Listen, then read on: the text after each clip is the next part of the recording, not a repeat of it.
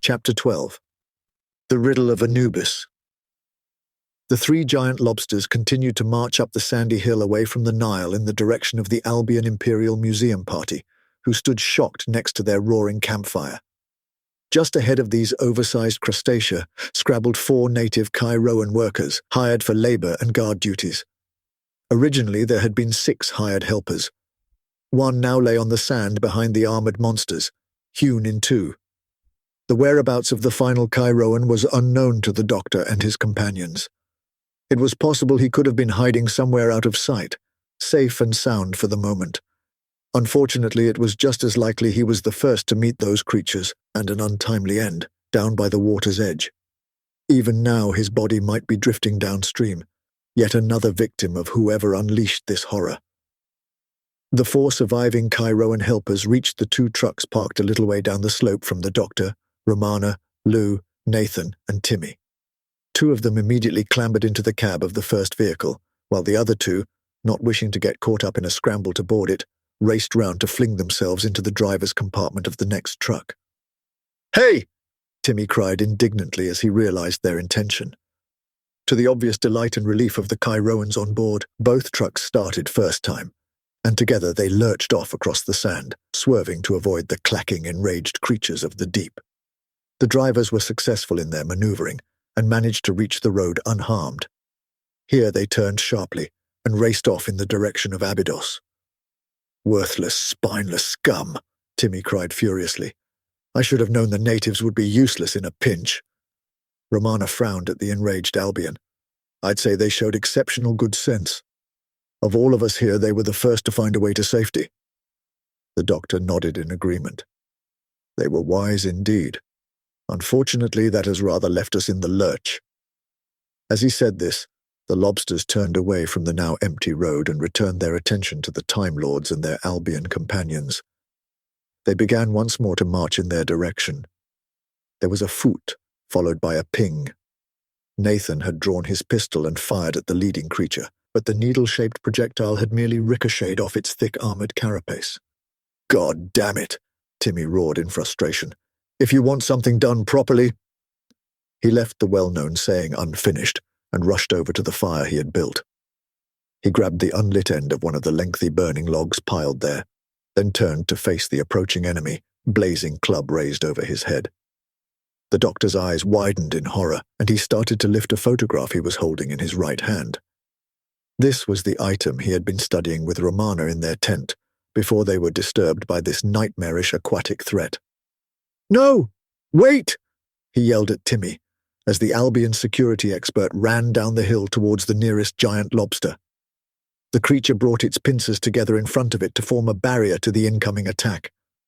Undeterred, the hurtling Timmy Cowley swung the burning branch down upon those claws with all his might. There was a crack, followed instantly by a blinding, booming explosion. The doctor shook his head and pulled himself up from where he lay in the sand. The rest of the party had also been knocked off their feet, but Romana, Lou, and Nathan all showed signs of life. The campfire had been partially scattered by the force of the blast, but fortunately none of the burning logs were threatening their tents or equipment. The doctor looked downhill towards the epicenter of this latest disaster. Fragments of the first giant lobster lay everywhere, a large chunk of the rear of its body roughly where it had been before, but blown a good few meters down the slope. The other 2 creatures had either been blown a little further away than that, or had backed off a short distance out of caution. In any event, they were still facing the party, and it did not look like their advance would be stayed for very long. About halfway between the exploded lobster and the campfire remnants, lay the body of Timmy Cowley. The doctor scrabbled over the 3 or 4 yards between himself and the unfortunate security expert. Timmy's clothing was tattered and burnt. Much of his skin showed scratches from flying shrapnel and further burns from the flaming eruption he had caused. His hair, at least as much as remained, was frizzed and shortened down to barely a fraction of an inch extending from his central frond ridge. His right arm was missing from below the elbow. The mutilated Albion groaned and stirred a little. He was alive. The doctor grabbed him beneath his armpits and dragged him back to the others, who had by now found their feet. "Quick!" the doctor barked to Lou. "Find something to use as a tourniquet for Timmy's arm.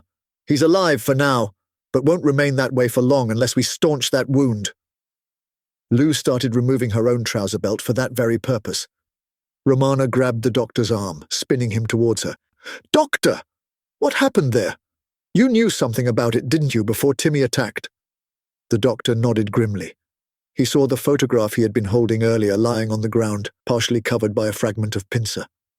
He picked it up, dusted it off, and showed it to Romana. "It's a photograph of a section of masonry from the supposed Anubis tomb entrance, up on the hill there. I thought it was pictogram writing at first and could make no sense of it. I realized too late it was simply representational."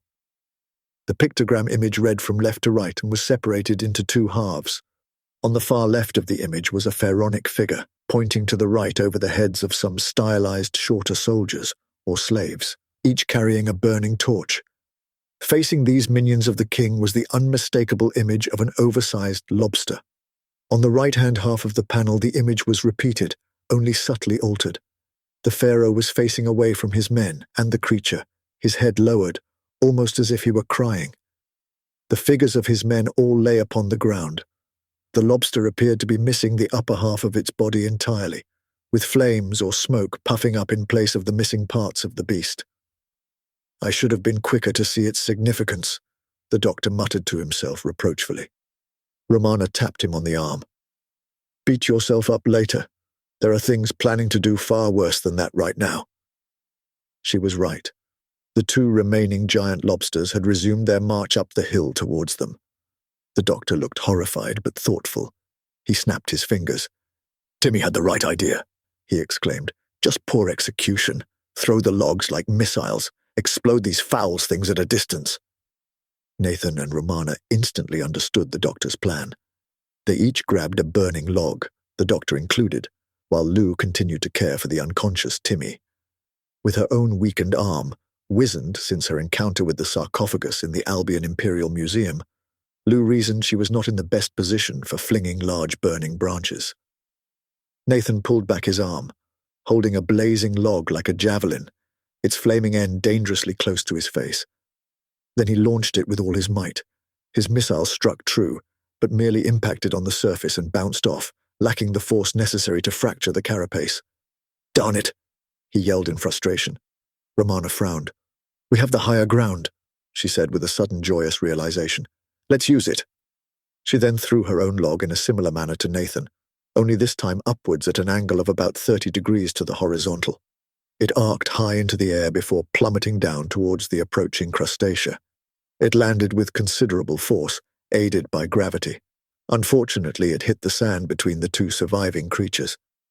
"An excellent idea, Romana," the doctor said brightly, undeterred. "Let's keep at it, all of us, before they get too close, particularly to our fallen comrade." So the doctor and Nathan joined Romana in using her technique to launch a barrage, branch after burning branch sailing through the air to come crashing down among their relentless attackers. There was another crack and boom. A double boom. Once again, the doctor, Romana, and Nathan had to pick themselves up off the floor. They had been a little more prepared this time, and had tried their best to keep as much distance as possible between themselves and the lobsters, even leading them away a little from the crouching Lou and prostrate Timmy. But they had not been fully prepared for the force of a double explosion. The creatures must have been standing too close together, the detonation of one triggering the same in the other. The 2 Time Lords and Nathan trudged back over to Lou and the fallen Timmy. As they arrived, Nathan snapped his fingers. "Darn it again," he cried. "I could have used the Phoenix Bell." The doctor chuckled and shook his head at the crumpled detective. "I think we did quite well on our own," he said, smiling. "And besides, We don't even know if the Phoenix survived its encounter with Dr. Nugati and his weird black-winged thing. Plus, even if it had survived, would you really want it in the middle of explosions like those? Nathan nodded in reluctant agreement. Then his face hardened, and he pointed past the doctor towards the river. I guess we missed one, he said grimly. The doctor and Romana both turned to follow the detective's outstretched finger. In the pale moonlight, a disturbance could be seen in the water near the closest bank of the Nile. From the V-like ripples, it was clear something was heading their way. In a sudden eruption of water and spray, a shape leapt from the river to land on the sandy shore. Rivulets of water ran down the naked figure of the woman before them. This sight was simultaneously less shocking and more shocking than it might sound. The figure was clearly neither Albion, Gallifreyan, or human. It had no secondary sexual characteristics to speak of, its gender only really hinted at by a slight broadening of the hips and modest swellings at the chest. Indeed, its grey-green shark-like skin was more reminiscent of a skin-tight wetsuit in this regard. There was distinct webbing to both its hands and feet, though less pronounced than that of the odd creature they had encountered on the A-36 spacecraft. Like that creature, she was completely bald and lacked the central hair crest shared by all Albions and Cairoans. Unlike that smaller entity, accidental offspring of Nathan Ivon, she had no nose, merely two slits opening where one might be expected. She began to slink, cat-like, up the hill towards them. "Marina Delamere!" Nathan gasped, his mouth falling open. The doctor leaned towards him and said behind his hand, "So, that's your type." Romana, standing to the doctor's other side, slapped his upper arm with the back of her hand. He rolled his eyes, but for the moment made no further comment. Instead, he shuffled over a bit, trying his best to obscure any view of the unconscious Timmy Cowley lying on the sand behind them. Romana guessed the doctor's intention and positioned herself shoulder to shoulder with him to aid in this living blind. It had been Timmy who had ejected the offspring of Nathan and Marina Delamere from the A-36 while on the edge of space, high over Cairo. Marina slunk to a halt 10 yards down the slope from the doctor and his friends. "Greetings, Albions, Time Lords," she called out, a smile on her lips and a mischievous glint in her eyes. "Time Lords," Nathan hissed at the doctor, turning to regard both of that race with puzzlement and some suspicion. The doctor patted the air next to him impatiently. "I'll explain later," he hissed back. Then he pulled himself up to his full height. "Greetings, Miss Delamere. Might I inquire as to why you launched that explosive attack on us?" Marina looked aghast, although it did seem a little insincere. "Me? Why on earth would I want to attack you?" The doctor frowned and looked a little less sure of himself. "Well, you know, Devil of the Sea," he said questioningly. Marina gave a musical chuckle. "I see my reputation precedes me. I also see you've had some experiences with my people before. I'd guess on Earth rather than here in the Upsilon Orionis system. Of course, there are other avenues of information. Nathan, lovely to see you again. I thought we were going to keep us a secret." The Devil of the Sea made this final remark with a slight raise of a hairless eyebrow, the tiniest, near-invisible sign of reproach. "Sorry, dear," Nathan said, almost without thinking. Then he pushed his hat further back on his head and put his hands on his hips, hardening his stance and his heart in expectation of trouble ahead. Marina giggled again. "If I'd wanted you dead, any or all of you, I've had plenty of opportunities, and doubtless will have countless more. I'm far more subtle and adept at such things than that parvenu Nugati. But never fear, I said I mean to help you, and I meant it. It is, after all, in my best interests." "So it was Nugati who set these giant crustacea on us?" Romana asked. "But how?" Marina nodded courteously to the Time Lord. "Ham-fisted though he may be, Dr. Nugati has powerful allies in the bulk. I doubt he or any other lower-dimensional being is communicating with Ichthul-2 Sitesh directly. But something or someone, some lower-order being or fragment of the Ichthul-2 entity, is feeding him power over some aspects of the bulk. Nogad, Inar the Fetid, possibly even other devils of the sea. Just not me, of course. Somehow he pulled yet more lower-dimensional beings, these giant lobsters, from their native universe into this realm to do his bidding.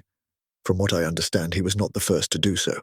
This location has a history of such incursions, I believe." With this last statement, she nodded knowingly towards the doctor. Unconsciously, his hand went to the pocket where he had stuffed the photograph of the inscriptions he had been studying before. "So, you still want to help us?" he asked, frowning. Marina leaned over, smiling mischievously in a great pantomime of trying to look behind them. "Oh my, you needn't worry. I hold no ill will towards Mr. Cowley there, or you by association. To be fair, it looks like he's suffered enough." Nathan looked surprised. "But he killed our son." Now Marina did appear to share his surprise a little, but at his attitude, it seemed, rather than his revelation. "Oh, dear Nathan, it appears to have upset you far more than me," she began, her mischievous smile returning. "You must realize I've had thousands, hundreds of thousands of children over the millennia on countless worlds. Imagine if I felt anger each time one was eaten by a shark, or got caught in some fisherman's nets, or was swallowed by a kraken. Imagine if I sought vengeance upon every perpetrator, be it fish or foulness. I'd never get anything done. No, Nathan, my people view procreation somewhat differently than yours. Certainly I do. It's not the kill, it's the thrill of the chase." Nathan lapsed into thoughtful silence. The doctor took up the pursuit. "So, Miss Delamere, what did you wish to tell us?" Marina giggled. "Straight back to the point, eh, Doctor? But I suppose you're right. Time may be very short indeed for reality, so I shall be brief." With this, her smile vanished, and for the first time the devil of the sea looked serious. "You must go into the Anubis tomb and prevent Nugati releasing Ichthul-2 into our world." Here she held up a finger to forestall the doctor's interruption. "I'll tell you how, at least as much as I can. Ultimately, you must enter a vast cavern at the deepest point of the tomb complex. There, Nugati is using the Scarab amulet to open a rift to the bulk, one close enough to Ichthul-2 Satesh to attract his attention, or simply accidentally draw him in. Who can say? You must use the amulet to reverse this." Here the doctor did butt in successfully. "How?" he asked simply. "Oh, I'm sure you'll work it out," Marina responded coyly. "But before then you'll have to find a safe way down. There will be extensions of Ichthul-2 left to prevent your entry. Seek Anubis to find a way. He is powerful and terrible and may capture and consume you." The doctor frowned at Marina. "That doesn't seem all that helpful, particularly the part about seeking out an entity who'd like to eat us." Marina Delamere shrugged. "It's all I can do," she said lightly. "If Ichthul-2, or his more powerful servants or avatars knew I was helping you, they would exert direct control over me and force me to destroy you. And I know I don't want that." Then she turned and began to walk back down the hill towards the Nile. She looked back over her shoulder. "After all," she cried cheerfully, "I'm having far too much fun, and I'd hate for it all to end." With that, she reached the edge of the river and dived gracefully in. She made a couple of playful, dolphin-like jumps from the water as she swam away at an impossible speed. Then, with a splash, she disappeared. Romana turned to the doctor. "So, it looks like we have a dinner appointment." The doctor nodded grimly. "One way or another. It would seem they are unavoidable these days." He now turned to Lou, still kneeling beside the unfortunate Timmy. "Lou, somebody needs to stay with him. Make sure he is taken care of. Would you mind terribly if it were you?" Professor Lou Halberd waggled her head noncommittally. "Hardly my preferred choice of activities. But I've started now, so I suppose I shall have to finish. I'll use the portable telecom unit and get more reliable help and backup. Hopefully I can persuade Percy Lambton to pull more strings with the military, or even come out himself." The doctor nodded in agreement, then turned to Nathan Ivan. "I'm coming with you," the detective said firmly, before the doctor could open his mouth. "You realize we'll be facing unimaginable horrors down there. It really might be better if you left things to Romana and myself." Nathan shook his head with a wry smile. "Believe me, I've seen things you people wouldn't believe, and I've got a pretty good imagination. You're stuck with me to the end." The doctor shrugged in acquiescence. The doctor, Romana, and Nathan each grabbed a lantern and a coil of rope from the supply tent. It was difficult to guess what else they might need, and so they hoped this would suffice, at least for problems born of this world. Together, they began to climb the shallow hill towards the main dig site. As they climbed, Romana and the doctor looked back at the prostrate Timmy Cowley, with Lou Halberd leaning over him, adding further bandages to his stump. The doctor leaned towards Romana. I suppose Lou and Timmy weren't the worst traveling companions ever. Romana shrugged. Mostly armless, she agreed. As they approached the modest walls atop the hill, illuminated only by the moons, for there were two now in the sky, the stars and their lamplight, they realized what was visible on the surface belied a far more grand entrance than they had expected. The remains of the walls were only a couple of feet high, but surrounded an opening 12 feet long by 8 feet wide. Within this lay a gentle, cobbled ramp leading down. The previous expedition team had obviously made quite some headway in clearing out the entrance. With one final look round at the world above, they started down the ramp to whatever lay beneath. The ramp took them down in a dead straight line, heading away from the river and their camp, leading instead towards the naked, crouching, dog-headed yoga pose of the Anubis monument itself. Given the elevation of that construction and the steepness of the ramp, they knew they must be heading under it. At last they entered a sizable burial chamber, with 2 stone sarcophagi on plinths dominating the center of the room. I remember reading in the notes Sir Arthur gave us that this was a false burial chamber, Romana explained, that both these coffins were empty, as were the 2 corridors to either side. With this last statement, she gestured at the walls to the left and right of them, where 2 dark doorways could be seen. Doorways aside, the walls were covered in pictogram writing and illustrations, as was the wall ahead of them behind the coffins. Under other circumstances, this would have been an archaeological wonder, worthy of study. As it was, they were on a different mission, with an unknown but pressing deadline. Nevertheless, Nathan took it upon himself to explore and strode into the right-hand door and vanished from view. "Nathan!" the doctor half hissed, half shouted in the direction of the disappearing detective. He took a step or 2 towards the door, then stopped as the private investigator reappeared. "Just a dead end," he reported. The doctor raised his hands in exasperation. "Could we please all refrain from running off alone and half-cocked? I, for one, have no desire to be pulling anyone out of their dead end." Nathan looked a little sheepish while Romana tried to suppress a smirk. "Shall we?" the doctor asked with a withering stare, gesturing impatiently with a wave of his hand towards the left door. Together this time, the trio entered the unexplored corridor. The corridor led away immediately to the right, following the line of the wall through which they had just passed. Once more, the corridor walls were highly decorated, covered in the history and mythology of Cairo. After about 6 yards, the passageway turned abruptly right. To judge from how far they had come, this new section of corridor must have run behind both the false burial chamber and the dead-end tunnel Nathan had explored a minute earlier. The doctor stopped and studied the wall of this extension to the passage they had entered. He frowned and held up a finger. "Observe, this wall is entirely unadorned, just blank plaster and stone. If I were a betting man, I'd say there was a hidden entrance behind this surface. Why waste decoration on something you're going to knock down?" Nathan coughed exaggeratedly.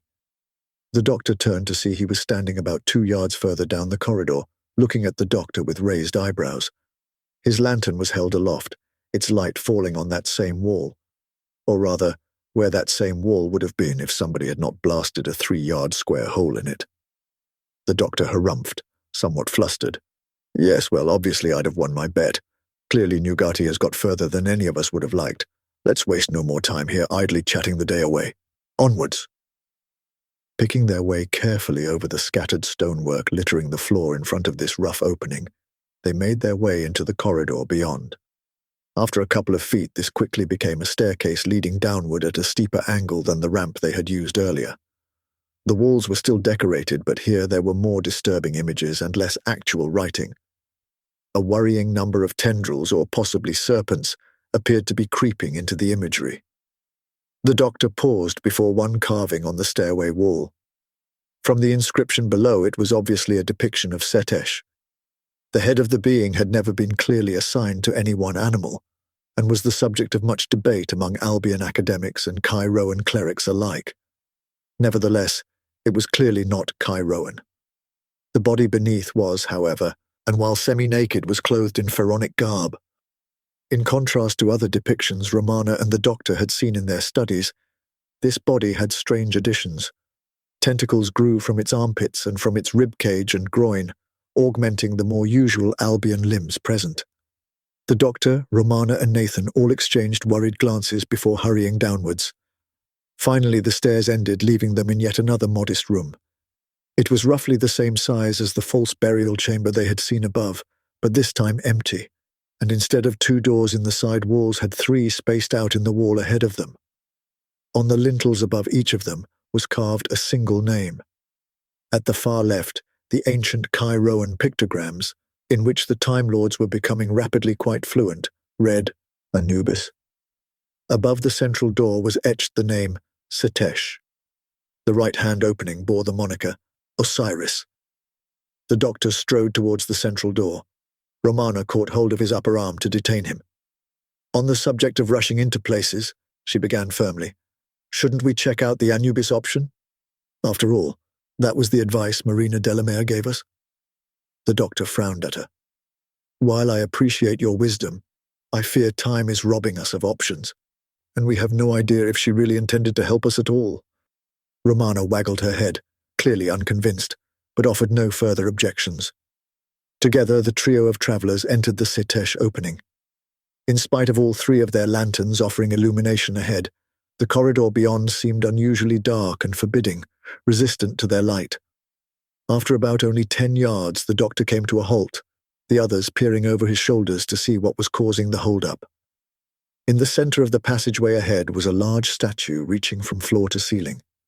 8 feet tall and utterly alien, its trunk-like body grew up from the paving stones before breaking out into a multitude of branches, or perhaps tentacles. They contorted and reached upwards to touch the ceiling. They also coiled outwards and downwards, scraping the walls to either side and almost touching the floor. Each branch ended in a slightly broader, paddle-like extension. Its color, as much as their weakened lighting would reveal, appeared to be a sickly greenish brown. The statue seemed to exhaust the eyes if looked upon for too long. "Doctor, what is it?" Romana asked. The doctor stared the statue down grimly. "I've seen its like before," he said soberly. "It is not really a statue. I suspect it is an extrusion of Setesh, or Ixtal himself into our 4-dimensional bubble of a universe. It is not the entity itself in a true or full sense, more a fragment or projection of its being. Nevertheless, we cannot afford to touch it." Romana nodded slowly. "I see. This must have been what you were looking for, but couldn't find, under the Mondasian Parliament when we checked up on Mondas. Perhaps we should try the Anubis route after all," she suggested, without triumphalism. The doctor indicated his agreement. Together they retreated to the chamber of the doorways, and this time entered the leftmost opening. This tunnel stretched out at 45 degrees to the central one, and they felt some relief knowing that with every step they were being taken further away from that accursed tentacled thing. After about 20 yards, they popped out into yet another chamber, this one perhaps half the size of the one they had left. Only this one was not empty.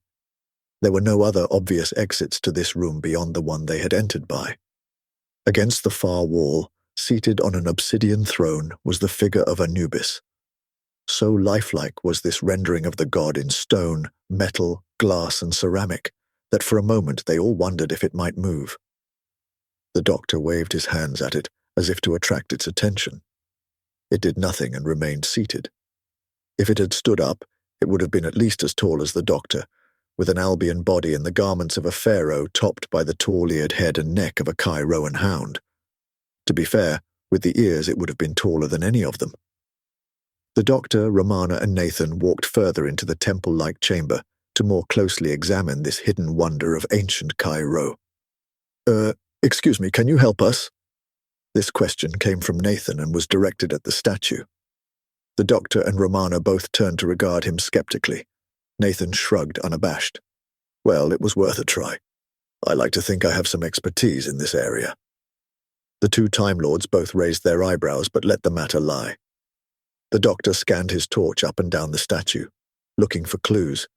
He suddenly stopped, just below the thing's knees. "Hello. I do believe I've found a riddle," he said, obviously pleased with himself. "This whole place is a riddle," Romana said dismissively. The doctor huffed impatiently. No, Look down here. On the throne between his lower legs, it's a plaque with an inscription. Romana and Nathan followed the doctor's gaze and found the tablet and its writing.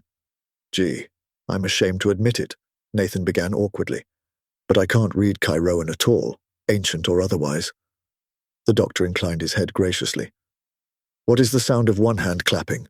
He read for the benefit of all. He was surprised and dismayed to hear the same sound emanating from both Romana and Nathan. He turned a withering look upon the pair of them. They were each standing with silly grins on their faces, holding up one hand each.